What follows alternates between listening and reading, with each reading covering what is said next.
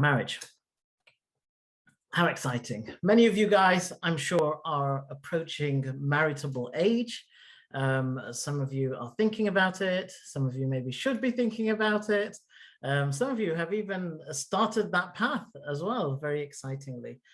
So marriage is, you know, a kind of inevitable institution, inshallah. It's something that, you know, we all have a craving to find the kind of, you know, the life partner, to find that connection, that companionship that you find in marriage. Marriage is exciting. Marriage is fun. And marriage is transformational. Socrates famously advised his students, you must get married, because if it's successful, you will be happy. And if it's unsuccessful, you become a philosopher. So you get philosophy out of marriage.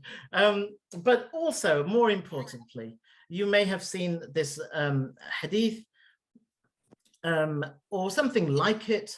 This version is in Al-Hakim, which was an attempt to collect authentic hadith that Imam Bukhari and Muslim maybe had missed out. Probably not quite as sound as Bukhari and Muslim hadith, but nonetheless. So the Prophet ﷺ is reported to have said, whomsoever has been blessed with a pious wife from Allah, then Allah has certainly assisted him to fulfill half of his deen. So this idea that marriage, and of course the same is true for a pious husband as well, that it complements your faith, it gets you halfway towards your religion. And the Prophet said, so fear Allah in the remaining half. Okay, so the idea is that, you know, marriage is supposed to enhance your faith as well. It's supposed to enhance the faith of both parties. And, you know, we are then on the lookout for a successful marriage, a marriage that is successful in terms of providing happiness and solace and companionship, but also a marriage that is successful in finding that connection with Allah and completing your duty as a believer. So the question may be, well, okay, so how do we get this kind of Islamically perfect marriage? And you may have seen lots of articles, you may have seen lectures, videos, perhaps even courses that start a discussion on marriage by rights and responsibilities. Oh, and lo and behold, so have I. So here we are.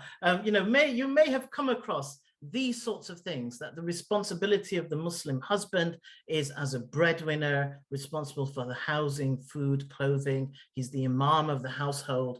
He should have ghira, it's an Arabic term, which is like a protective jealousy towards his wife.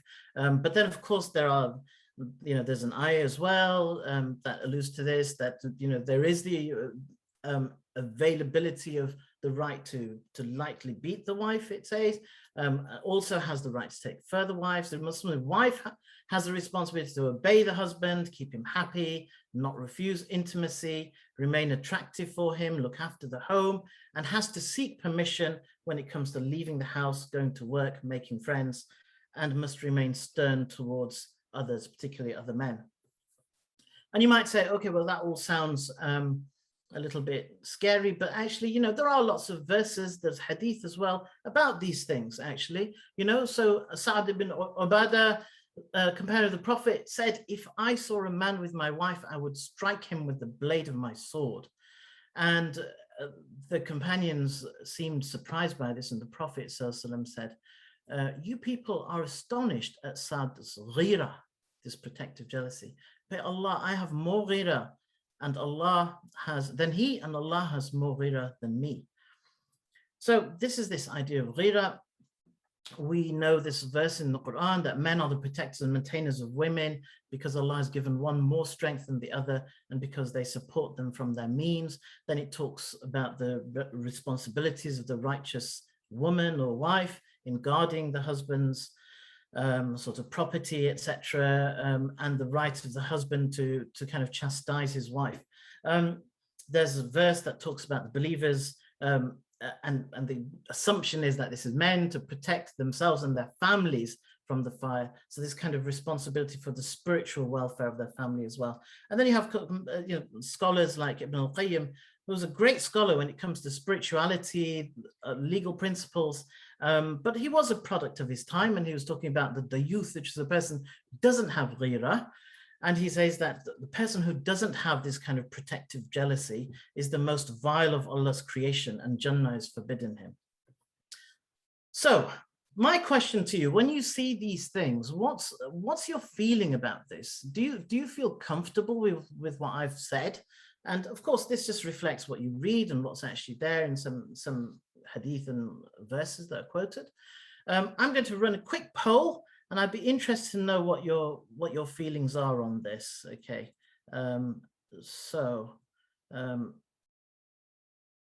let me just fire off this question.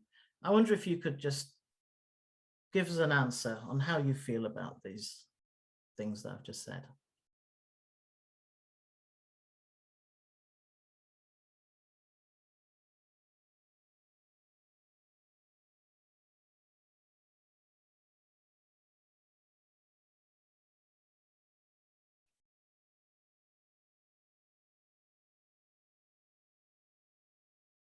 Okay, right. So I think we can end that poll. And we can see that, I think people generally feeling a degree of unease about that. I noticed that, not too many people are saying like completely uncomfortable, but a lot of people are saying I'm somewhat uncomfortable about that. No one seems to be fully comfortable with it. Okay, right, next one. So, oops, where are we? Next one. So let me run one more poll. Question 2. Here we go. So question 2 is, do you think that there might be another way of looking at those evidences?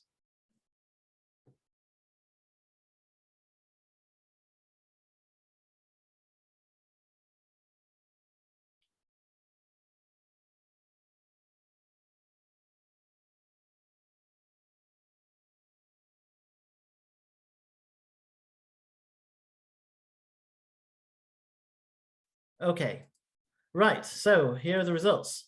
We see, can you all see the results? Yeah? No? Sara, can you see the results of the poll? I can, but then I'm a host, so. Oh, I see. Right, yeah. We can see it.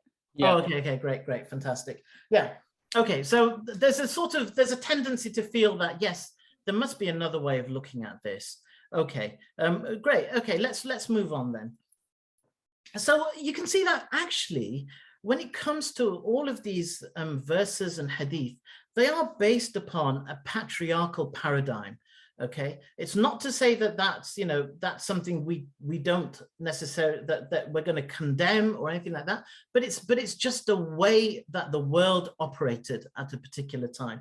And actually for large parts of humanity across many cultures, there has been this kind of patriarchal way of seeing things.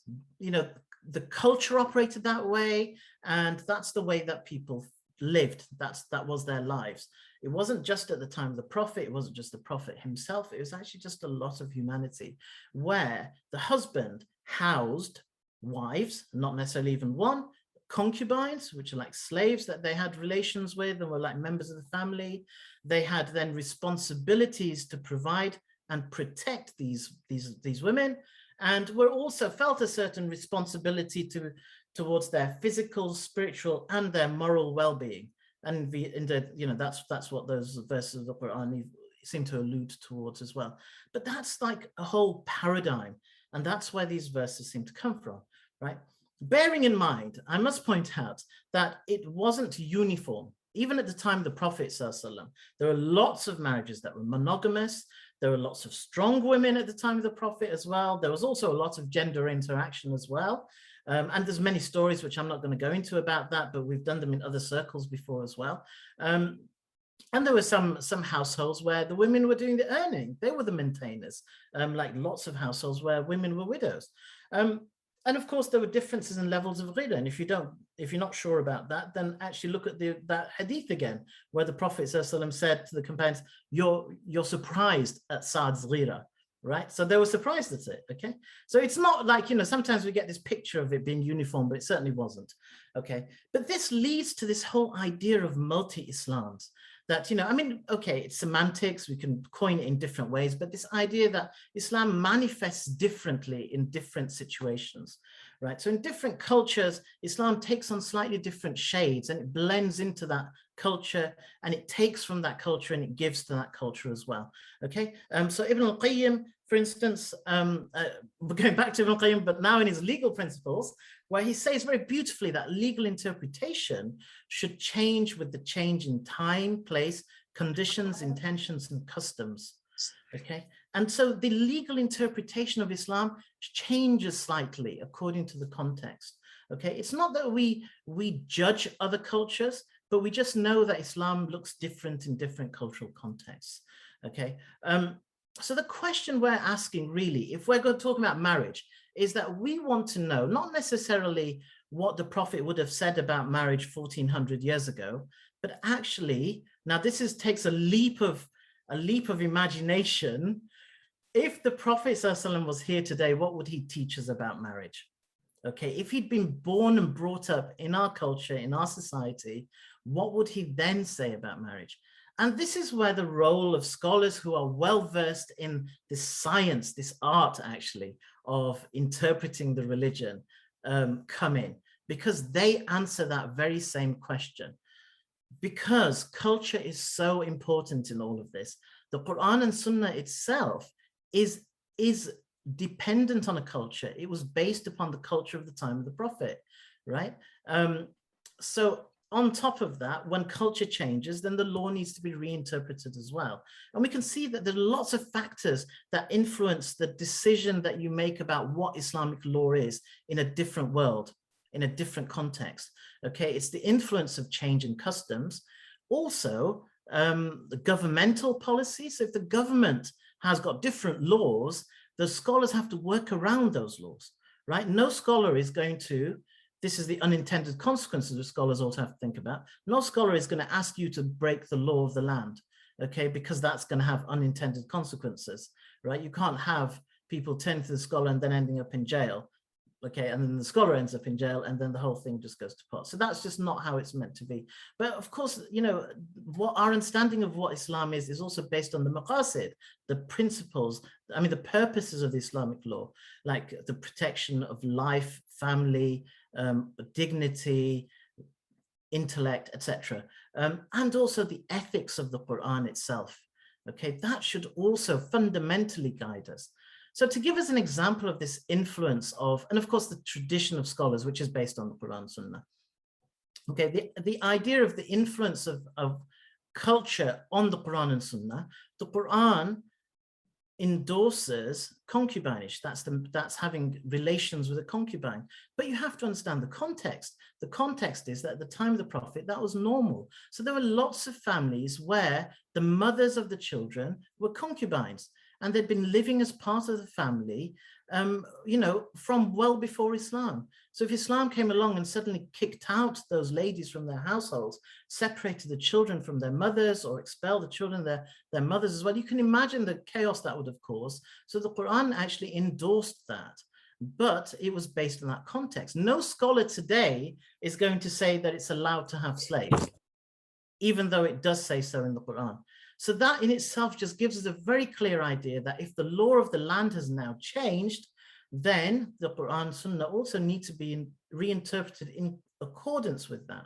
Okay, so for instance, let's look at customs. We have a world that isn't patriarchal anymore. We have all grown up, all as men, as women, in small families where women now have the opportunity to go out, to have an equal education, to expect equality in everything, in terms of their opportunities, in terms of pursuing careers, getting jobs, getting the same jobs as men.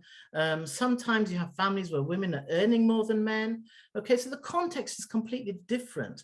And also fundamentally, all marriages are monogamous, or should be, or have to be, because a second marriage is illegal. So if the second marriage is illegal, how can you encourage someone to do something that's illegal? Okay, so just as slavery is illegal, but it was allowed by the Quran, similarly, in our context, the law has changed. So, and you know, you can see the consequence of having a second wife that isn't allowed by the law. She wouldn't have any of the protections that the law offers. Okay, so how can that be an equal relationship with the other wife? You see, there are also all sorts of things that actually more or less make that kind of extreme form of ghira illegal, right? So we'll talk about this later, but domestic abuse is illegal, right? You can be reported to the police and end up in prison. It is illegal because it's cruel. It is a type of abuse. And that includes not just physical violence of any kind, but also coercion and control and financial abuse. So coercion is this overt domineering of someone's life so that they essentially feel like they're in prison. Okay, now that is illegal now. So we have to base our understanding of what a relationship's about on the basis of the law as well. Okay, now actually, in fact, that on themselves, then the ethics of the Quran are about the complete equality between the man and the woman. Yeah, where there seemed to have been inequality, it's all because of that cultural context of that kind of patriarchal paradigm that existed at the time of the Prophet, and so the Quran endorsed it.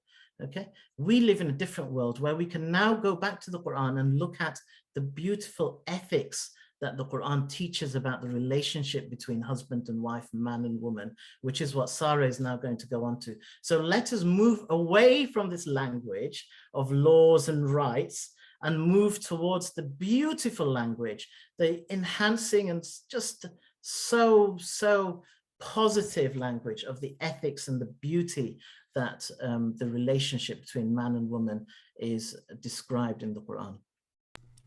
Thank you so much. Are you okay to stop your screen share? And I will then screen share. Assalamu alaikum everyone. I'm Sara Saigol. I'm just going to open the PowerPoint. Okay, so thank you so much. So as Rizwan said, marriage is fun and it's a happy place to be, and it's about love. So I'm going to start with talking about love. Many of you will know the Arabic term hub, and that has the same root as hub, which means seed. So like a seed that grows into something beautiful, grows into something that gives beauty and creates life through more seeds, hub is the same. It's something that grows into something so beautiful, and we're going to have a look at that a bit later. But I wanted to give just two examples from the life of Muhammad sallallahu alaihi wasallam. So once he was fixing his shoes, mending his shoes, and it was a tricky job, and his forehead became sweaty. And Aisha radiallahu anha was with him, and she saw his forehead getting sweaty, and she saw his concentration. And she was well versed in poetry. She was well read, and so she recited some poetry to him. And up he got, and sallallahu alaihi wasallam, he kissed her forehead and made a dua for her. It's just a beautiful, beautiful example of their love, and the poetry was about love. Another example, she asked her husband Muhammad sallallahu alaihi wasallam to describe his love for her, and he described it like a strong binding knot. And he said the more you tug, that knot gets tighter and the stronger it gets. So like, you know, the difficulties that you may go through or the years that you traverse together, it tugs at that knot and it gets tighter.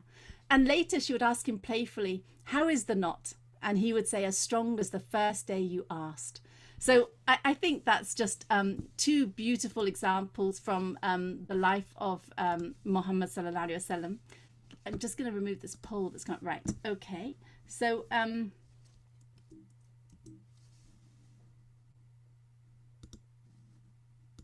next slide. Right, so the Quran talks about taqwa, and we've just spoken about hub and love, but I think it's really important in marriage to talk about taqwa. And if we look at this verse, Allah reminds us that above all our relationships, whether it's marriage, whether it's our friendship, whether it's the neighbor, whether it's our someone that we've borrowed something from, the librarian, there is an overriding overriding ethical principle, and that is taqwa, that we are God conscious at all times. And if you look at this verse, Surah 4, verse 1, O mankind, be conscious of your sustainer, who has created you out of one living entity. And we'll see this again in another verse, that Allah created us from one living entity, the nafsun wahida, and from it created its mate. And out of the two spread abroad a multitude of men and women. And now it comes to taqwa, and remain conscious of Allah, in whose name you demand your rights from one another, and of those ties of kinship. So we have this one soul, and then the creation of the mate, and then the creation of multitudes of men and women. And then Allah reminds us in our interactions, in our relationships, remember taqwa, be God conscious, be in awe that in all that we do, in our words and our actions, Allah is there watching us. Be careful, be mindful.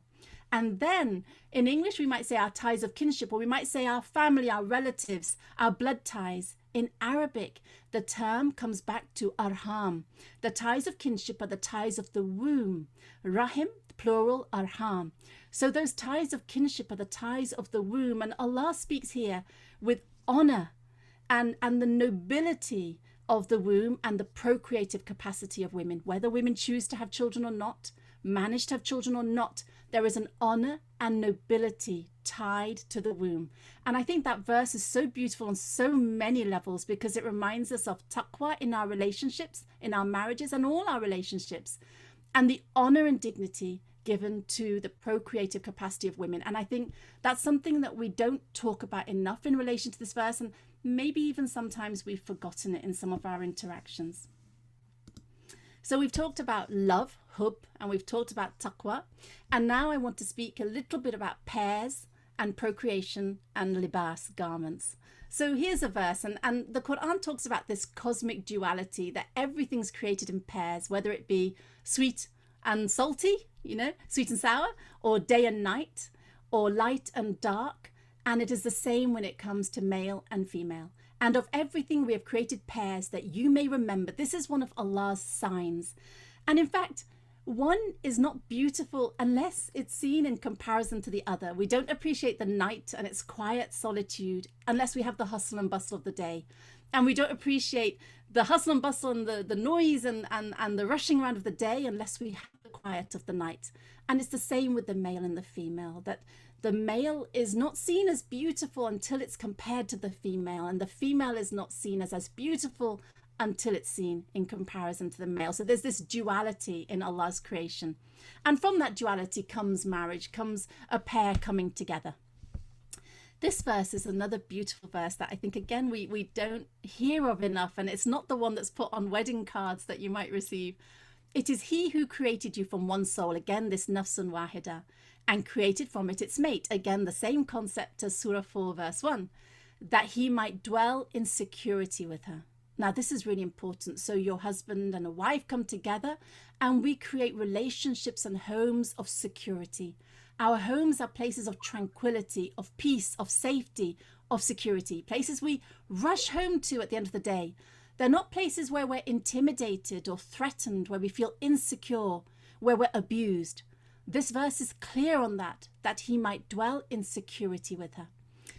And when He covers her, and this is Allah's gentle reference to sexual intimacy, and when He covers her, she carries a light burden. And again, this is a gentle reference to pregnancy, and continues therein. And when it becomes heavy, they both invoke Allah, their Lord. If you should give us a good child, we will surely be amongst the grateful. So just looking at that verse, just how many points are there to reflect on, that this home, this relationship is a place of sakina, of security, not a place of fear. And when He covers her, she carries a burden. It's light and it becomes heavy. And look how Allah tenderly talks about a pregnancy, something that many of us will have gone through, and many also don't go through, but Allah considers it significant enough to talk about with empathy this pregnancy that becomes heavy. And then in your mind's eye, you can imagine the husband and the pregnant wife both praying to Allah to give us a good child. This is a journey they're in together. The tenderness of that verse is very, very moving. And then the next verse is the verse of libas that many of you will know about. They are a garment for you and you are a garment for them. Libas is a garment, that husbands are a garment for their wives and wives are a garment for their husbands. So what does our clothing do? What does our garment do? It covers our shame and our nakedness. It hides our faults. It's the closest thing we have to our skin, our clothing, and it beautifies us. And in that is this wonderful metaphor of what a marriage is, that in our marriages, in our relationships, we hide one another's faults. We are the closest thing to each other's skin. We beautify one another and hide each other's shame. So that metaphor is just a beautiful metaphor that Allah uses, the metaphor of libas for marriage. I'll carry on. So what are the ethical principles of marriage? So this verse is one you're probably very familiar with. It's often on the wedding cards that we receive when we go to celebrate weddings. And we are, I think, in wedding season. And of his signs is that he created for you from yourselves mates, that you may find tranquility in them. Again, that reference to sakina, that our relationships and our homes are built upon sakina, this trusting, comforting, tranquil home. And he placed between you affection, mawadda, love. This is another word. Instead of hub, this is based on the word wood in Arabic, mawadda, and mercy, rahmah. Indeed, that are signs for people who give thought. So look at there that you've got three principles there for our marriages: tranquility, mawadda, love and affection, and rahmah, mercy. And if we were to take other ethical principles from the Quran, they are listed there, which we should be embedding in our homes and our marriages. Adl, justice. Qist, fairness. Ma'ruf, goodness. And here you'll see the verse of the Quran. And live with them in ma'ruf, in kindness and goodness. For if you dislike them, perhaps you dislike a thing, and Allah makes therein much good. And there's a hadith also that, if there's something that you don't like, look at what you do like. And here, if there's something that you don't like, maybe there's something good in it for you. Maybe Allah has placed some goodness there. So this way that Allah and the hadith of the Prophet ﷺ binds you, glues you together, adhesive power of these verses. Don't focus on the little niggly things that might irritate you. Focus on all the good that you have. Ihsan, kindness and beauty. Afwa, magnanimity, forgiveness. Taqwa, we've talked about. Mawadda, we've talked about. Rahmah, we've talked about. And fadl. Fadl is to be gracious. And interestingly, Allah talks about graciousness between you when he's talking about divorce. And do not forget graciousness between you when you are divorcing. So imagine if you are to be gracious at the point of divorce, how much more gracious should you be whilst married, within your marriage? Bir, righteousness. And here's another ethical principle of our marriages: consultation. And this verse, and if they both desire weaning, this is when the desire to stop breastfeeding and start weaning. And if they both desire weaning through mutual consultation, mutual consent from both of them and consultation, there is no blame upon either of them. So this principle of building our homes upon consultation. So there's some beautiful ethical principles of marriage there. And if we put them together, we get this wonderful picture of how our marriages should be. But I think that often when we talk about marriage, as was said earlier, we often talk about these rights and responsibilities and not these beautiful ethical principles that would build our homes into places of mercy and tranquility. Now, this is a really good slide that I wanted to spend a few moments on. If I can just move my own screen. Right, okay. So I know some of you in campus have just got married, and I hope that you are on that step one. That's the honeymoon phase, the romantic phase. These are stages in marriage. So you should be there on step one. And this can last months to years when you're just perfect for one another and you don't see any faults and you don't see any niggling irritations, and your brains are full of these neurotransmitters like oxytocin and endorphins, and everything's about we and us and nothing's about me and I. And in fact, at this stage, actually your rational capacity to see problems can be limited, which is why often Muslim scholars will talk about, involving others at the point of marriage. They might see something that you're blinded to because you're blinded by love. So This is the romance phase, and it's a wonderful phase called the honeymoon phase. And then it is said the reality phase kicks in. So this can last 6 months or so in the research. And this is when you start to see the differences between you. You start to see the flaws of your partner. You start to see the things that irritate you. Why are you not like me? Why don't you respond to things like me? Why don't you react to things like me? Why don't you do this my way? And this is when you start to notice the things that start to irritate you. Okay, so it's a little bit of a tricky stage, and the endorphins and the oxytocin are lowering now. And then you have the third stage, the power struggle, and this could be the disappointment stage. This can last up to 1 year. And if you don't at this point find a way of resolving these niggles, it can lead to the relationship breaking down. But if these are resolvable problems, the hard work of understanding one another, the hard work of listening to one another, the hard work of building a relationship, understanding why you react the way you do and why your partner reacts the way they do, understanding all of that will be invested into the next step, which is the stage of stability. This is a stage that lasts about 2 years, where you feel connected through trust. You've worked through the difficult stages. You found yourself and you've understood your partner, and you're accepting of each other's differences, so that you're interdependent now. You've worked through the difficult stages to get to this, the strongest phase, which is the phase that hopefully, you know, most of us who've been married many, many years should be at, which is the stage of mutual respect, love, and understanding. You've built your relationship, you've built your understanding, and here you have the trust. You can lean on one another, the understanding of differences. You may do things differently and you love that about one another. And yes, it might be described as boring. It's not the honeymoon phase, but it's the slow, steady stability that you've built over time. So that's the stages in relationship that I really wanted to show you. And some red flags. Okay, so let me just talk about a few red flags here. Beware of being alone in private, okay? As two people who are considering one another, beware of being in khalwa, in private, in a closed space. Beware of being pressurized towards physical intimacy before marriage. Someone who's pushing you towards physical intimacy before marriage is not worth it. That's a red flag. Walk away. Beware of one who pushes for secrecy and doesn't seek to involve those who look out for you.